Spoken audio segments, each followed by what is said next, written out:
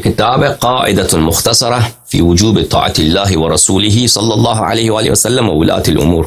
ولی امر کی طاعت کیا ہوتی ہے، اس میں اس کے متعلق ایک کتاب لکھا ہے کس نے؟ ابن تیمیہ نے. یہ کتاب چھپی ہے سعودی عرب میں سنہ 1416 میں.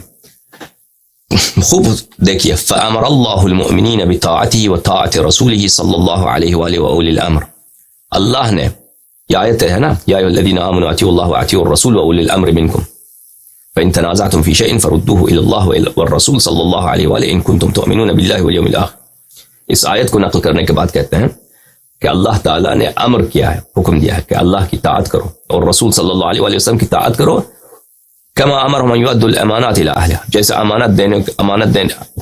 امانت کو رد کرنا واجب ہے، نماز پڑھنا واجب ہے، بہت ساری چیزیں واجب ہیں. اسی طرح ولاۃ امور کی طاعت واجب ہے. ولاۃ امور، ٹھیک ہے نا. ولاۃ امور کے نزدیک کون ہے؟ ولاۃ امور جو شخص تلوار کے ذریعے سے، چاہے فاسق، فاجر، حرامی، شیطان کے پیش خلیفہ بن جائے نا، اس کی طاعت شرعاً واجب ہے. اس طرح جس طرح اللہ کی طاعت، اللہ رسول اور اطیعوا اللہ واطیعوا الرسول واولی الامر منکم، ٹھیک ہے نا. صفحہ نمبر 32 میں ملاحظہ فرمائیے. ابی ہریرہ سے روایت ہے، علیک بالسمع والطاعۃ عسرک ویسرک ومنشطک ومکرہک واثرت علیہ. تجھ پہ طاعت واجب ہے، چاہے تو امیر ہے، چاہے تو نادار ہے، چاہے تو رضا کی حالت میں، چاہے زبردستی کی حالت. واثرت علیک، اثرت علیک یعنی اس وقت جب آپ کا حق بھی چھینا جا رہا ہے، اس وقت جب آپ کا حق چھینا جا رہا ہے، اس وقت بھی آپ پہ طاعت واجب ہے. ومعنى قوله أثرة عليك وأثرة علينا أي وإن استأثر ولاة الأمور عليك فلم ينصفوك ولم يعطوك حقك. استأثرك ولاة الأمور، جو یعنی اس وقت جب ولی امر آپ کے حق پہ زبردستی قبضہ کرتا ہے اور آپ سے انصاف نہیں کرتا اور تمہارا حق نہیں دیتا، اس وقت بھی اس کی طاعت واجب ہے، ٹھیک ہے نا. پھر کہتا ہے کہ صحیح بخاری مسلم میں روایت ہے، الا تستعملنی کما استعملت فلان انکم ستلقونی بعد اثرہ فاصبروا حتی تلقونی علی الحوض. کہ رسول اللہ صلی اللہ علیہ وسلم نے فرمایا کہ میرے بعد تم پہ زبردستی ہو جائے گی، تم پہ زبردستی ہوگی، تم پہ ظلم ہوگا، تو تم اس ظلم پہ صبر کرنا جب تک تمہاری مجھ سے ملاقات نہ ہو حوض کوثر پہ.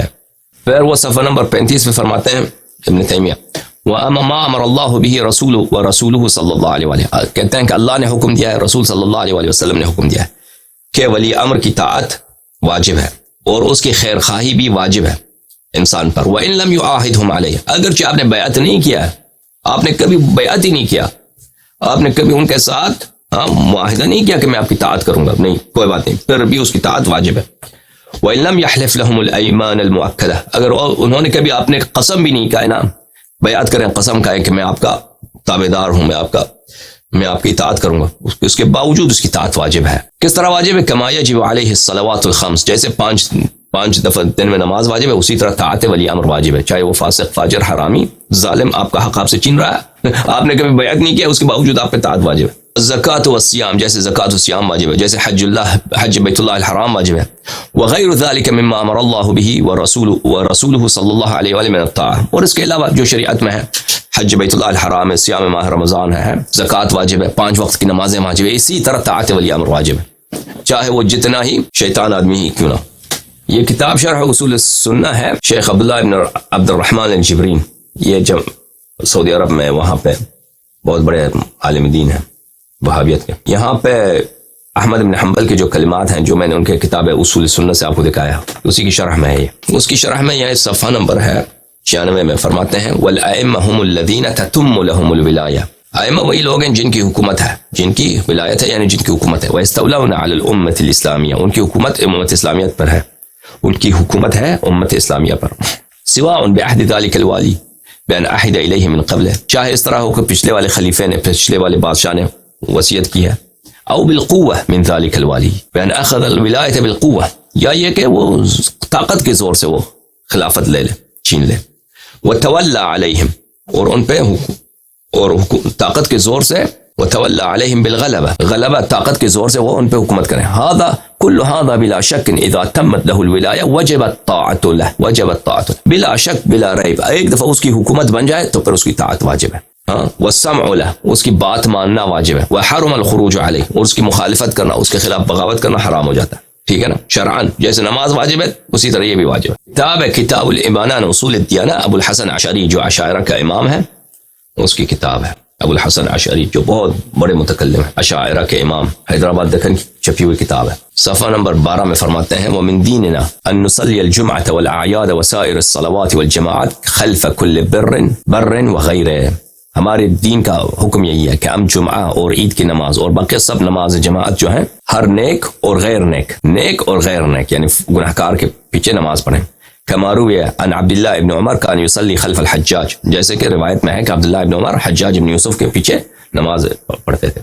ونرى الدعاء لأئمة المسلمين بالصلاح والإقرار بإمامتهم وتذليل من رأى الخروج عليهم إذا ظهر منهم ترك الاستقامة. اور ہمارے دین کا یہ حکم ہے کہ ہم حکمرانوں کے لیے دعا کرتے رہیں کہ اللہ ان کو سلامتی دے, اور ان کے امامت کا اقرار کرتے رہیں, اور جو بھی ان کے خلاف خروج کرنا چاہے جب حاکم ظالم بن جاتا ہے, یعنی اذا ظہر منہم ترک الاستقامہ, جب حاکم ظالم بن جاتا ہے, کوئی اس کے خلاف بغاوت کرنا چاہتا ہے تو ہم اس کی تذلیل کرتے ہیں. تذلیل یعنی اس کو کہتے ہیں یہ گمراہ ہے. یہ کتاب ہے رسالۃ الی اہل الثغر تالیف ابو الحسن الاشعری, چاپ مکتبۃ العلوم والحکم المدینہ المنورہ, ابو الحسن اشعری کی دوسری کتاب ہے. یہاں پہ ملاحظہ فرمائیے, کہتے ہیں ہمارا اجماع ہے, اجمع المسلمون, مسلمین کا اجماع ہے کہ سمع و طاعت مسلمانوں کے حکمرانوں کے لیے, وعلی ان کل من ولی شیء من امورهم عن رضا او غلبہ, کہ جو بھی شخص ان کا حاکم بن جاتا ہے رضا سے یا غلبے سے, رضا سے زبردستی سے, وامتدت طاعته, اور اس کی طاعت جو ہے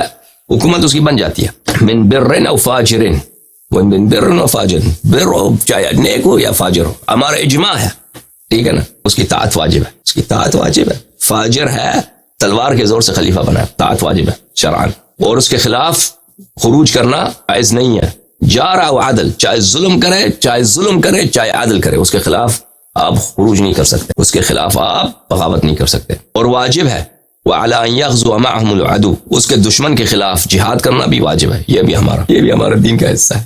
میں نے کہا نا ان کی نظریہ امامت جو ہے جماعت عمریہ کا, نارتھ کوریا کا جو ڈکٹیٹرشپ ہے کم جونگ ان کا, اس کے پاس بھی ایسا آئیڈیل سسٹم نہیں ہے. یہ تو بالکل آئیڈیل سسٹم ہے نا. آپ کو جتنا فاجر فاسق حکمران ہے, انہوں نے یہ شریعت بنایا ہے جس کا نام ہے مذہب عمریہ, اپنے لیے انہوں نے آئیڈیل ایک مذہب بنایا. یہ علماء تھے بھائی, یہ محدثین تھے, ان کو جو بھی پیسے دیتے تھے لوگ, اشارہ ہوتا تھا, پیسے دینے کی ضرورت بھی نہیں ہوتی, ان کو خود پتہ ہوتا ہے. قاضی حضرات کو, جو قاضی ہوتے ہیں جو نماز جمعہ پڑھاتے ہیں, ان کو خود پتہ ہوتا ہے کہ خلیفے کی رضا کس بات میں ہے. اس کے خلیفہ کے کہنے سے پہلے وہ ایسے احادیث نقل کرتے تھے کہ وہ خلیفے کے مفاد میں ہو, تاکہ خلیفہ خوش ہو جائیں, پیسہ مل جائے. وإلا یہ باتیں جو کہہ رہے ہیں نا عزیزوں, اور یہ جو احادیث ان لوگوں نے نقل کی اپنے صحیح ترین کتب میں, یہ تو واضح ہے, یہ سب باطل ہے.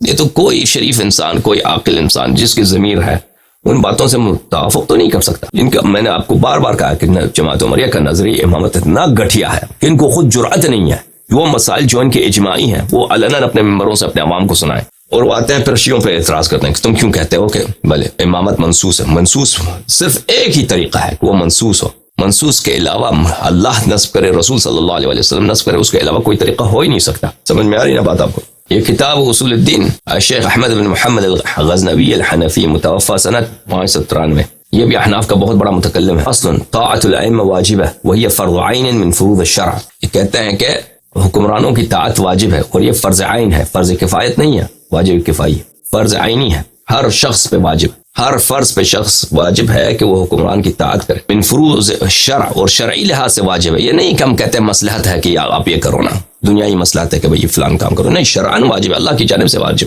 پر کہتا ہے اللہ نے تو قرآن میں فرمایا طاعت السلاطین والامراء, سلاطین اور امراء والولاة واجب ہے. اللہ نے کہا اطیعوا اللہ واطیعوا الرسول واولی الامر منکم ولا يحل الخروج عليهم وان جاروا, اگر وہ ظلم بھی کرے نا تو ان کے خلاف خروج کرنا جائز نہیں ہے. ولا ينعزلون عن الامام والولايه وان ظلموا وارتكبوا كبيره, اور وہ ظلم بھی کریں, کبائر کا ارتکاب بھی کریں, ان کے بہت سارے خلفات ہیں جو کبائر کا ارتکاب کرتے تھے. وہ عبد الملک ابن مروان, اس کا میں اچھا ہوتا کہ میں اس کو دکھا نوٹ, میں نے کل دیکھا اس کا ایک خطبہ ہے, وہ اس سے پہلے جتنے ان کے خلفاء ان سب کو گالی دیتا ہے. امیر المومنین علیہ السلام کا ذکر نہیں کرتا, ابو بکر عمر کا ذکر کرتا, ابو بکر کا بھی ذکر نہیں کرتا, ابو بکر کو گالی دیتا ہے, وہ ابو بکر کو نہیں ہے ذکر نہیں کرتا, عمر کا ذکر کرتا, کہتا ہے اس کو گالی دیتا ہے, عثمان کو گالی دیتا ہے, پھر معاویہ کو گالی, پھر یزید کو آ جاتا ہے نا, کہتے یزید وہ تو معبون تھا, یزید تو وہ معبون تھا، تم لوگوں نے یزید کی اطاعت کی، وہ تو معبون تھا۔ عبد الملک بن مروان کا یہ خطبہ ہے، کتاب موفقیات زبیر بن وقار میں نے کہاں پہ دیکھا، بہرحال وہ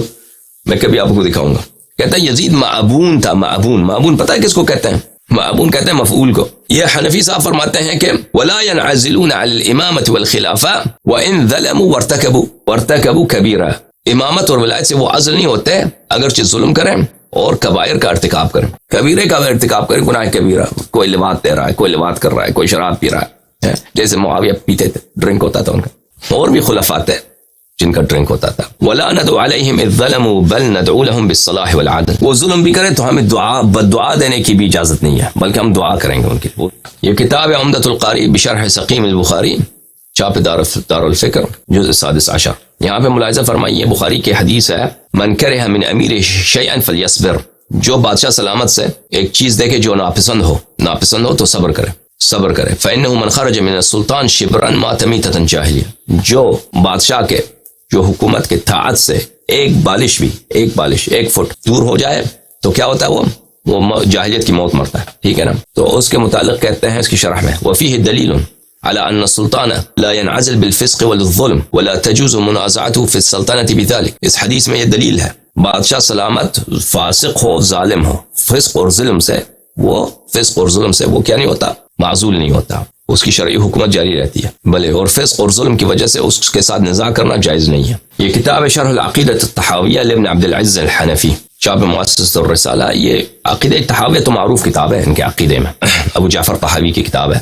یہاں پہ صفحہ نمبر کون سا، یہ صفحہ نمبر 542 میں، اگلے صفحے میں صفحہ نمبر 543 میں کہتے ہیں کہ وَأَمَّا لُزُومُ طَاعَتُهُمْ وَإِنْ جَارُوا، خلفاء اگر ظلم بھی کریں تو ان کی طاعت واجب ہوتی ہے۔ فلا انه يترتب على الخروج عن طاعتهم من المفاسد اضعاف ما يحصل من جورهم بل في الصبر على جورهم تكفير السيئات، کہتے ہیں اگر خلفاء ہم پہ ظلم کریں تو ہم ان کے ظلم پہ صبر کریں تو یہ ہمارے گناہوں کا کفارہ ہے، ومضاعفات الاجور، اور ہمارا اجر بڑھ جاتا ہے۔ وہ جتنا ظلم کریں، خلیفہ جتنا ظالم ہو اور جتنا ہم صبر کریں، اتنا ہی ہمارا اجر بڑھ جاتا ہے۔ فإن اللہ تعالی ما سلطهم علينا الا لفساد اعمالنا، اللہ تعالیٰ نے ہماری بدی ہے، اگر خلیفہ ظلم کرتا ہے تو یہ ہماری بدی ہے کہ ہماری برائی کی وجہ سے اللہ نے ایسے ظالم بادشاہ کو ہم پہ مسلط کیا ہے۔ والجزاء من جنس العمل، جزاء جنس عمل سے ہوتا ہے۔ فعلينا الاجتهاد في الاستغفار والتوبة واصلاح الاعمال، تو ہمیں اس وقت چاہیے کہ خلیفہ جتنا ظلم کرتے ہیں ان کی مزید طاعت کرتے جائیں اور ان کے لیے استغفار کریں، ان کے لیے دعائیں کرتے ہیں۔